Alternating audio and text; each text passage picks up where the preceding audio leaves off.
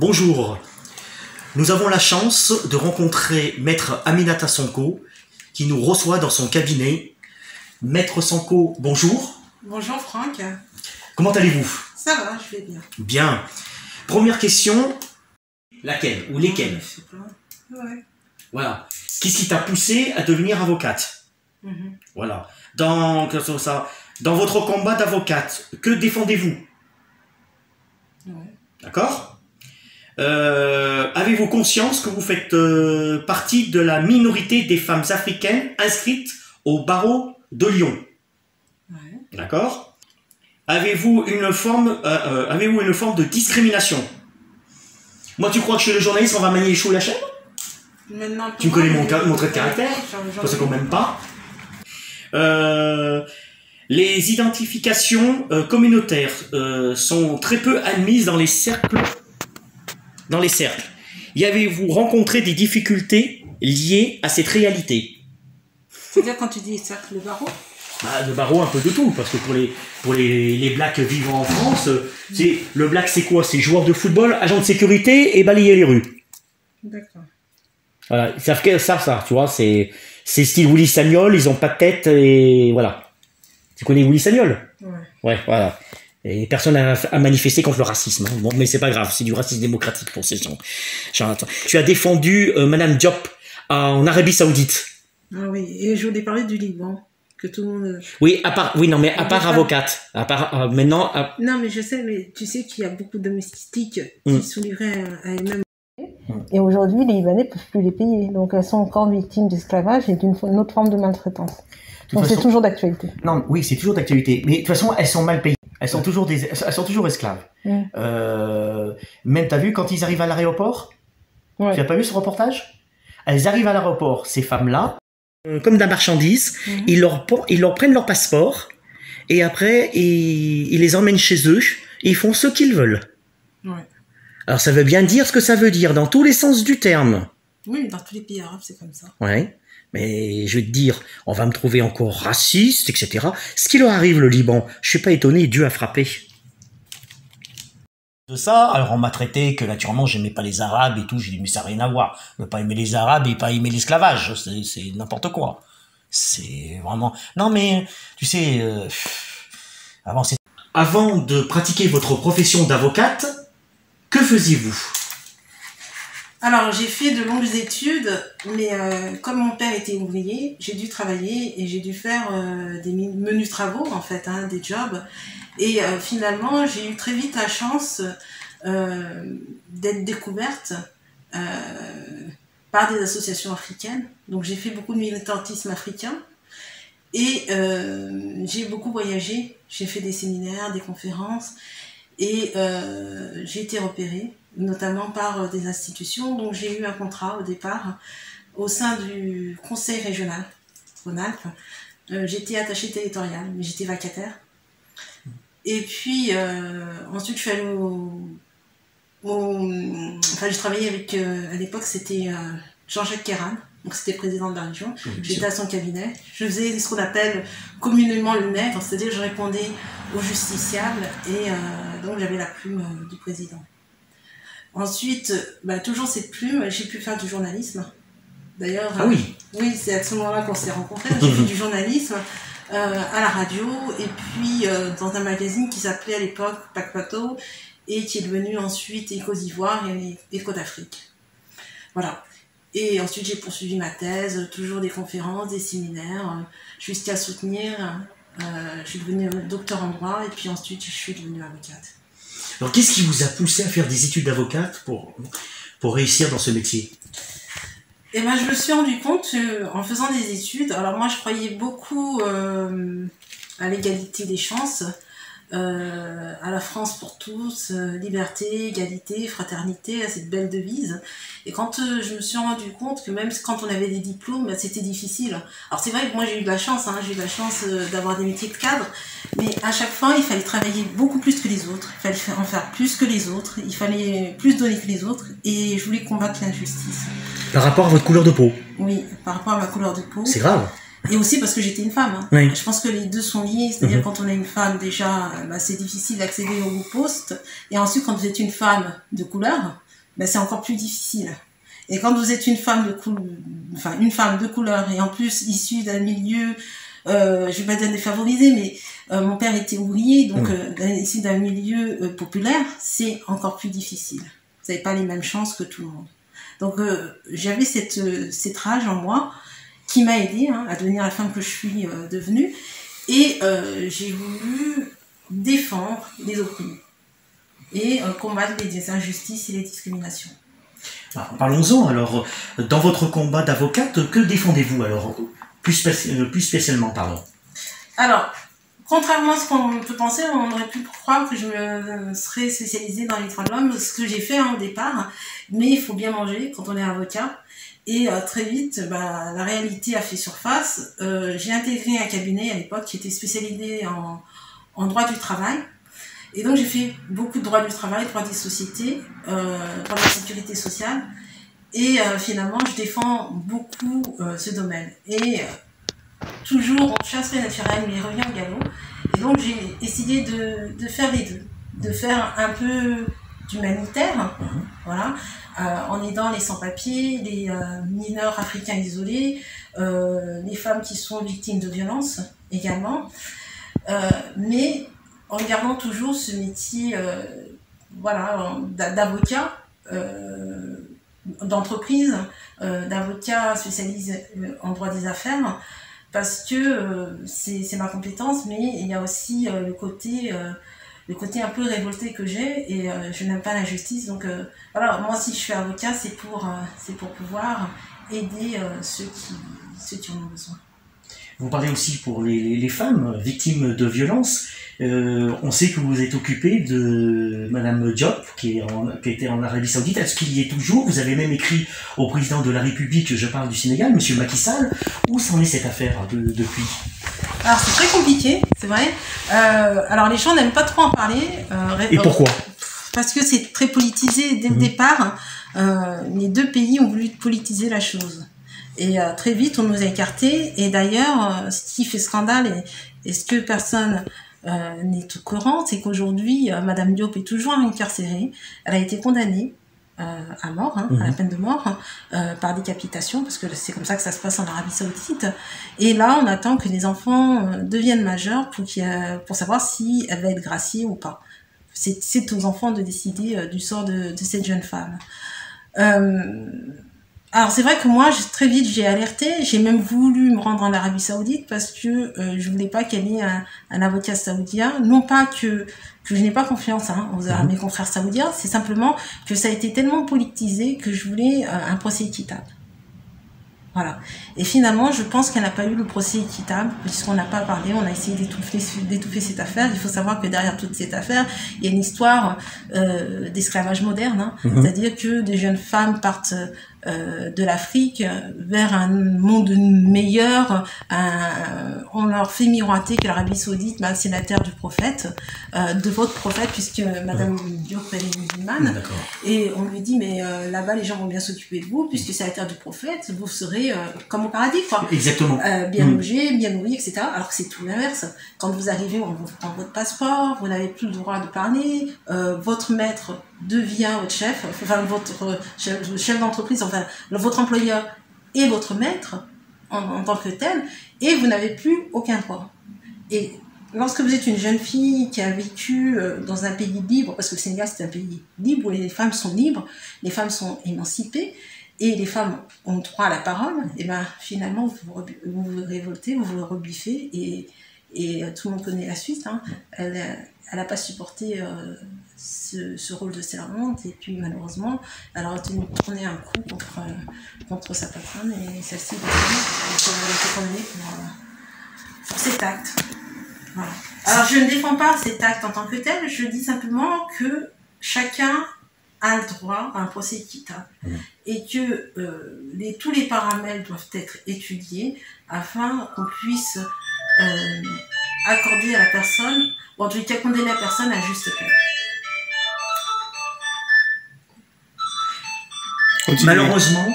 Malheureusement aussi, c'est ce qui se passe aussi actuellement au Liban, même bien avant. Franck, reprends la question, s'il te plaît. Pardon? Reprends la question. Alors attends. On Je pensais pas que le téléphone allait sonner, mon Dieu.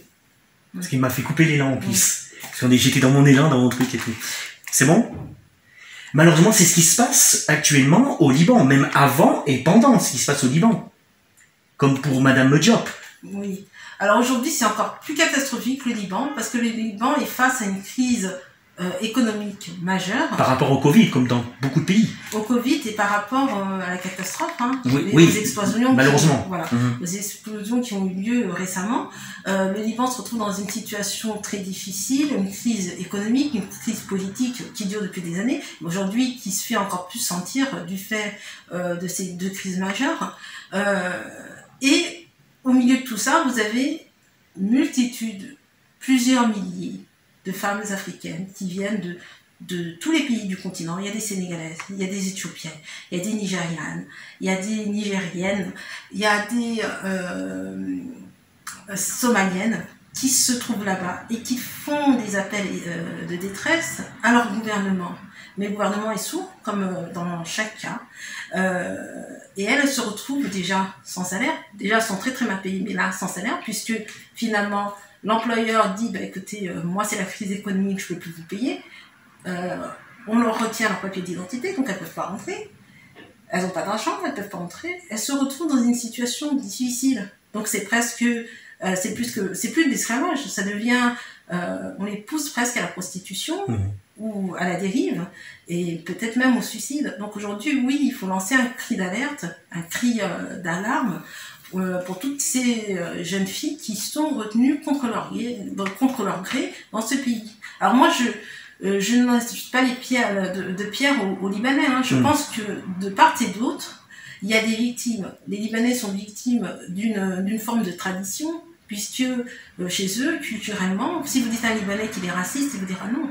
Pour eux, c'est normal presque de maltraiter une femme noire, puisque pour eux, c'est presque culturel. Ils ont des domestiques noirs. On continue quand même dans l'esclavage depuis les Arabes qui ont fait pendant 1400 ans. Tout à fait. Mais les Arabes ont pratiqué l'esclavage bien avant les Occidentaux.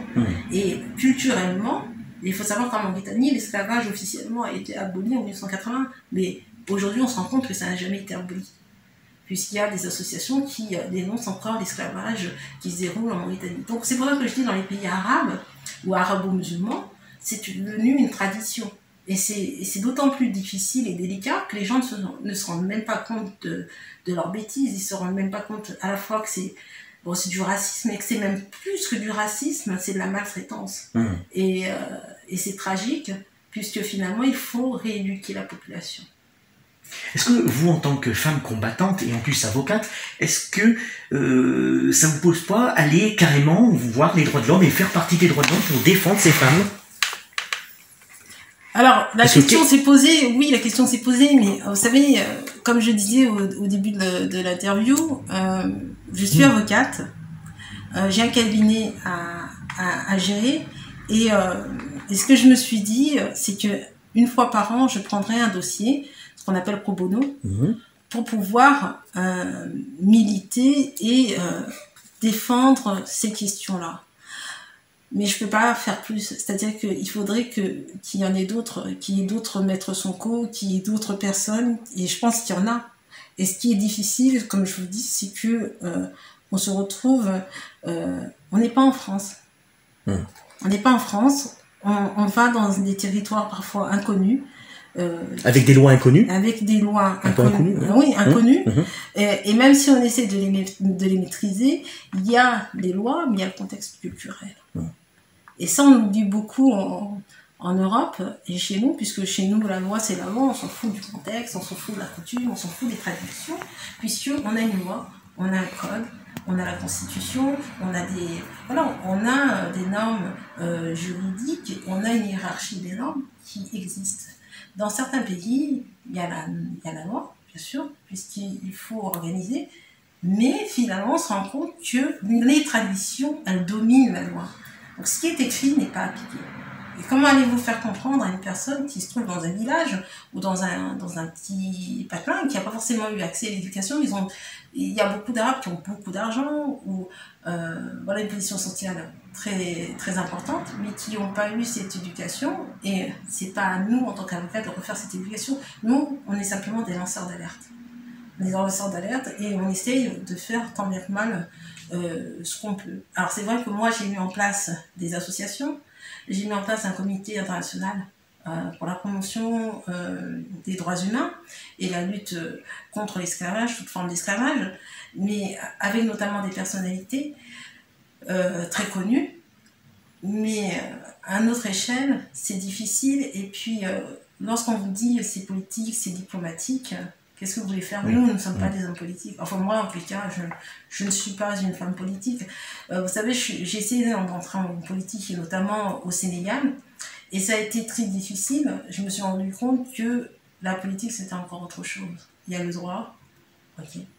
Il y a la politique, et c'est vraiment un gap, et c'est vraiment très difficile, puisque vous avez des hommes qui sont au pouvoir, et ça, je vous apprends rien, vous avez des hommes qui sont au pouvoir, et qui s'y accrochent, et qui ont des intérêts qui sont personnels, particuliers, et qui ne sont ni collectifs, ni généraux. Alors, on va revenir à votre profession d'avocate. Avez-vous connu de la discrimination en France? Alors oui. Oui. Généralement, il y a des gens qui vont dire non, moi j'ai jamais été discriminée, en tout cas, pas que si, j'ai eu des anecdotes, on a toujours été, même si la discrimination elle n'est pas directe, en tout cas, moi je l'ai vécue, cette discrimination, et je l'ai vécue, je pense, la première fois que je l'ai vécue, j'ai dû avoir 6 ans. J'étais dans une classe, j'étais au CP, en tout cas dans une école privée, catholique. Et puis, ma prof n'était pas là, ma maîtresse n'était pas là. Donc, je suis allée dans une classe chez les CM2, c'était chez les 3. Et puis, c'était la première fois qu'ils me voyaient une femme africaine, une petite fille africaine. Moi, c'est dans les années 80. Voilà. Pourtant, il y avait une forte communauté. Il y a pas, oui, mais dans les écoles publiques, dans les écoles privées catholiques, oui, d'accord. C'était l'élite. Il n'y avait pas d'africaine. Moi, j'étais... voilà, moi, je faisais partie de l'élite parce que mes parents sont quand même saignés pour nous payer des études. Et ma mère, qui faisait partie de la noblesse sénégalaise et de l'aristocratie sénégalaise, voulait qu'on ait une bonne éducation. Donc, elle nous a payé l'école catholique. Et puis, j'arrive là-bas et on me dit « Oh, mais tu viens de quel pays ?» Et moi, je savais, mais pour moi, c'était la France. Je lui dis « Mais moi, je suis française. » Bien sûr. Et puis ils me disent non, mais tes parents viennent de quel pays? Tu viens bien d'un pays, etc. Alors on fait tout le globe. Je ne voulais pas répondre. C'est-à-dire que tous les pays, puis au bout d'un moment je lui dis Sénégal. Ils me disent ah, c'est Dakar, etc. Alors, et je ne voulais pas répondre. Et puis au bout d'un moment, je leur ai dit écoutez, je n'ai pas envie de répondre à cette question, moi je suis française, etc. Donc elle a été mal à l'aise et puis elle s'est ravisée. Et puis le lendemain, j'explique ça, enfin même le soir, j'explique ça à ma mère. Et puis elle fait un courrier à la prof. À l'époque, c'était comme ça que ça se faisait, on faisait un courrier. Et puis, je le ramène, et puis finalement, personne après m'a posé de questions. Sauf que j'arrive en 3e, oui, là encore, autre discrimination, c'était toujours au moment des orientations, et on me dit qu'est-ce que vous voulez faire dans la vie. Et tout le monde, on avait des tables rondes, et donc c'était par petits groupes. Moi, j'ai créé avocate, naïvement, parce que pour moi, c'était l'égalité genre, c'est parce que de toute façon, on nous posait la question, et qu'on avait le droit d'avoir des rêves. Ah bien sûr. Et donc, à 14 ans... C'est réalisé en plus. Oui, à 14 ans, j'écris avocate. Et puis, j'ai ma prof qui était d'origine allemande, je me souviens d'elle, Madame Nakache. Elle arrive, et puis elle me regarde pendant 5 minutes. Et puis elle me dit, mais... J'ai dit, puis, au bout d'un moment, c'était énervant comme situation. Et je lui dis, mais madame, qu'est-ce qui se passe? Et elle me dit, ah, non, rien, mais ça me paraît étrange. Pourquoi vous avez créé avocate? C'est ce que je veux faire. Oui, mais bon, moi je pense que vous n'avez pas le profil pour être avocate. Je lui dis, mais pourquoi? Oh, mais non. Donc elle ne savait pas quoi dire. Et puis à la réunion pour voir un prof, elle demande à ma mère, elle était étonnée. Oui, comment ça se fait, votre fille veut faire avocate? Et elle était restée là-dessus. Non, elle ne peut pas faire avocate en France, vous n'imaginez pas. On n'a jamais vu ça, etc. Vous imaginez, noire avocate en France, etc. C'est quand même incroyable. C'est pas possible. Donc ils ont poussé ma mère à me signer une orientation. Mais moi, j'ai rien compris. Donc j'arrive, en bac professionnel. Je ne sais même pas, c'était la filière professionnelle. Et puis j'arrive, et puis les gens, les professeurs, elles sont là-bas, elles me disent, mais qu'est-ce que vous faites là? J'ai dit, mais pourquoi, qu'est-ce que je fais là? Mais moi, je ne sais pas ce que je fais là, en fait. C'est parce que, vous savez, quand vous êtes mineur à 14 ans, 15 ans, vous ne décidez pas. C'est vos parents qui décident, qui signent pour vous. Je dis, mais c'est mes parents qui ont signé. Donc, j'ai convaincu mes parents, ils me disent, mais en gros, votre fille, elle n'a rien à faire ici, qu'est-ce qu'elle fait là? Et je suis tombée sur des profs formidables. Alors, j'aime bien raconter cette histoire parce que autant je suis tombée sur une femme, je ne sais pas si elle était raciste, peut-être un peu raciste, avec des préjugés, qui s'est dit, une noire ne sera jamais avocate en France. Et autant je suis tombée sur... Et elle ne va jamais dire, bien sûr, voilà. Elle ne va jamais dire que je suis raciste. Voilà, ouvertement, elle ne le dira pas. Mais je l'ai revue plus tard, et elle était très gênée, elle n'a pas pu me regarder dans les yeux. Donc elle s'est rendue compte de son erreur. Mais heureusement que je ne l'ai pas écoutée. Et d'ailleurs, ça m'a aidée, puisque à chaque fois que je pensais à Madame Nakache, je me disais, je vais lui montrer qu'une noire peut être avocate en France. Et ça m'a aidée dans mon combat, en fait, hein, pour devenir la femme que j'ai décidé d'être. Et oui, comme je disais, autant vous avez des profs qui sont vraiment incompétents, je dirais, autant vous avez des profs qui sont formidables. Moi, je suis tombée sur des profs vraiment formidables et ils m'ont aidée à devenir la femme que j'ai voulu être. Ils m'ont dit, Aminata, de toute façon, vous avez des compétences, vous êtes intelligente. Vous voyez, les notes que vous avez, c'est incroyable. Donc, continuez et vous deviendrez avocate. Donc, ensuite, j'ai intégré l'IUT, carrière juridique. Et j'ai intégré ensuite la fac de droit pour devenir avocate. Puisque à l'époque, j'avais le choix entre le DUT et le DUG. Mais je voulais faire un DUT, voilà. Quelque part parce qu'on m'avait dit que le DUG c'était un diplôme sans être un diplôme. Et donc je voulais avoir un diplôme professionnalisant. Et puis je me suis rendu compte que les carrières professionnelles, elles n'étaient pas forcément... Enfin, elles étaient toujours utiles. C'était toujours utile de savoir, je sais pas, moi, taper l'ordinateur. Aujourd'hui, par exemple, si j'ai pas ma secrétaire, je peux taper un courrier. Si j'ai pas... Voilà. Et moi, pour moi, ça a été très enrichissant comme carrière. Alors c'est vrai que j'ai perdu 1 an. Mais qu'est-ce que c'est qu'1 an dans une vie? C'est rien du tout. Donc ensuite, j'ai fait ma licence, j'ai fait ma maîtrise, j'ai fait mon master, j'ai fait mon doctorat. Voilà. J'ai fait la ligne droite. J'ai jamais redoublé parce que je pense que je savais ce que je voulais faire dès le départ. Et quand j'ai prêté serment, c'était en 2011, j'étais également la seule africaine de ma promotion. Voilà. Mais est-ce que vous avez revu, après réussir tous vos diplômes, et en tant qu'avocate, est-ce que vous avez revu Madame Nakache?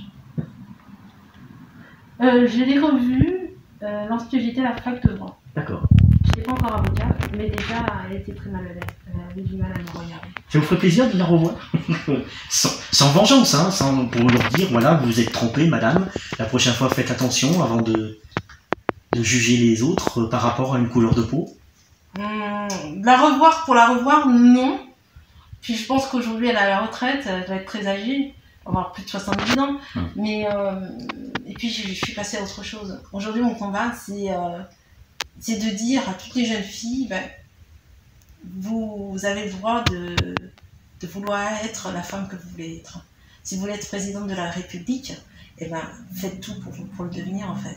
Et ne laissez personne assombrir vos rêves. Oui, donc j'ai eu de la discrimination, mais cette discrimination, elle m'a beaucoup aidée.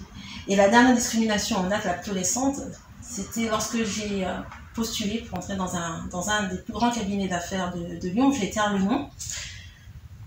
J'arrive à l'entretien d'embauche, donc le patron, le PDG du groupe, m'appréciait. Il voulait me recruter tout de suite. Il m'a dit, j'apprécie, en plus j'aime beaucoup votre CV, vous êtes une personne dynamique, je sais que vous apporterez un plus dans le cabinet.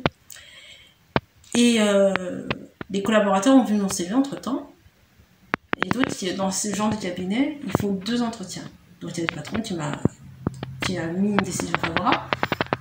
Lui, les collaborateurs devaient mettre également une décision favorable, parce que je devais travailler en lien avec les collaborateurs. Finalement, les collaborateurs on dit le contraire du responsable, du patron. Oui, mais je savais déjà que j'étais pas prise parce que ils m'ont convoqué lorsque le patron n'était plus là, il était parti à un voyage au Pérou. Et donc j'attends peut-être 20 minutes dans la salle d'attente, alors que la première fois, le PDG m'a fait attendre à peine 2 minutes. Je me dis déjà, ça se recommence mal, je ne le sentais pas. Et puis quand ils arrivent, ils me disent, on est désolé, maître un tel n'est pas là. Il est parti en voyage au Pérou et finalement, il pouvait pas assister à l'entretien. Est-ce que ça vous dérange qu'il soit pas là? Moi je dis non, de toute façon je suis là, autant qu'on fasse l'entretien. Puis tout de suite ils me disent, de toute façon on va vous dire la vérité, bon votre CV nous il nous intéresse pas, nous on veut des gens qui sortent de l'école. En fait ils voulaient des gens qui ne leur fassent pas d'ombre.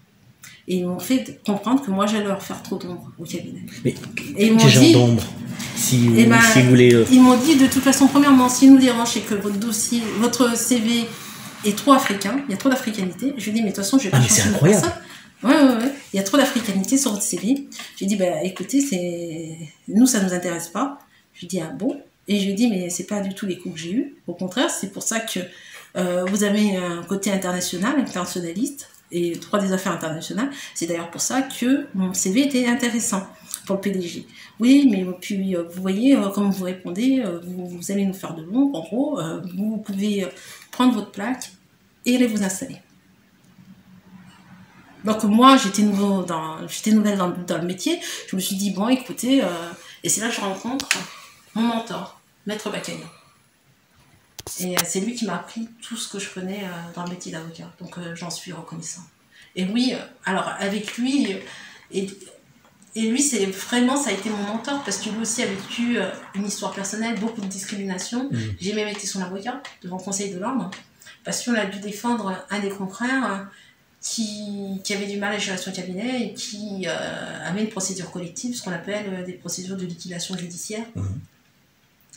Et dans ce cadre-là, c'est vrai qu'il a pris sa plume et il a dit, il a écrit, bon, c'est encore une tentative de déstabilisation d'un des confrères africains et ça montre la politique, je ne sais plus ce qu'il avait dit, raciale ou racialiste du barreau. Et c'est vrai qu'à l'époque, au sein du barreau, et d'ailleurs toujours aujourd'hui, personne, on n'a aucun confrère d'origine africaine qui est Conseil de l'Ordre. Il y a même du racisme dans votre profession, donc. Je sais pas si... Ou de la discrimination, on va pas dire du racisme, de la discrimination, comme ça fera... Oui, il y a une forme de discrimination par rapport aux couleurs de peau. Moi, oui, il y a de la discrimination. Mais c'est du racisme quand même. Il y a de la discrimination, oui, et puis je l'avais démontré par A plus B, puisque à l'époque, j'avais réussi à obtenir la relaxe de ce confrère, voilà, qui était mon mentor, et quand il m'a demandé de le défendre, je lui ai dit, mais moi, je viens juste d'arriver, j'avais à peine 2 ou 3 mois de barre, et je l'ai défendu. Et j'avais dit au Conseil de l'Ordre, je leur ai dit, écoutez, si... qui était transformé en conseil de discipline. Et je leur ai dit, mais si vous nous installez une muselière et que vous dites à chacun d'entre nous, parce qu'on est noir, on n'a pas le droit de s'exprimer et de faire valoir nos opinions, et notamment au niveau de la discrimination, et bien dans ce cas-là, on n'est plus avocat. Qu'est-ce que je vais dire, moi, à un de mes clients qui vient, qui me dit, mon patron m'a discriminé. Et j'ai été victime de discrimination raciale.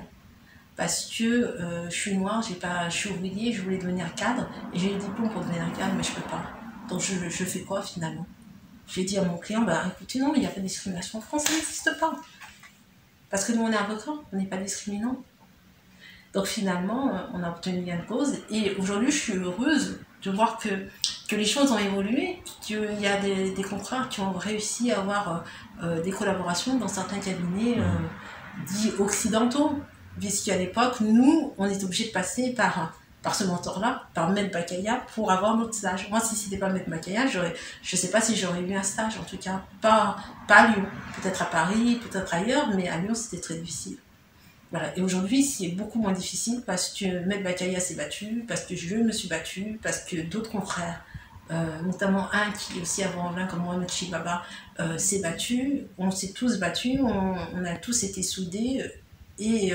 Vous avez créé une association alors? On a créé une association à l'époque qui s'appelait ACT Pro Neuro. C'était Action contre les discriminations professionnelles, droit des Noirs de France, un truc comme ça.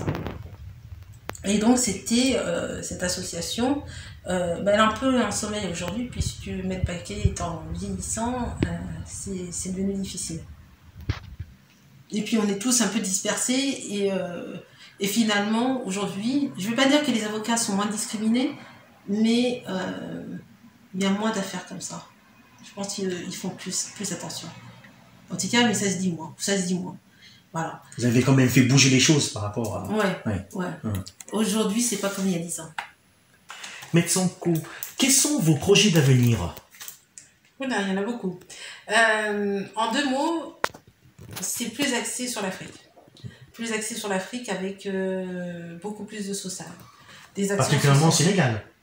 En tant que femme sénégalaise. Oui, notamment au Sénégal. En tout cas, on commence par le Sénégal. Parce qu'on ne peut pas se disperser. L'Afrique, c'est 55 pays. Voire 56, ça dépend comment ça se passe. Mais bon, 55 pays, en tous les cas. Et voilà, moi, c'est le Sénégal parce que de par mes origines et de par l'histoire de mes ancêtres. Voilà. Et notamment, beaucoup d'actions sur les femmes sénégalaises.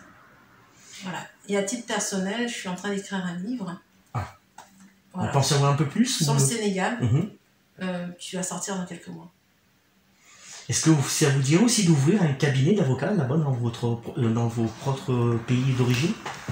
Oui. Alors, est-ce que c'est beaucoup plus dur? Non, pas forcément, c'est différent. Ça peut être beaucoup plus dur parce que le cadre est différent et parce que j'y ai pas grandi. Voilà. En France, c'était beaucoup plus simple parce que j'avais mes réseaux, j'avais mes repères.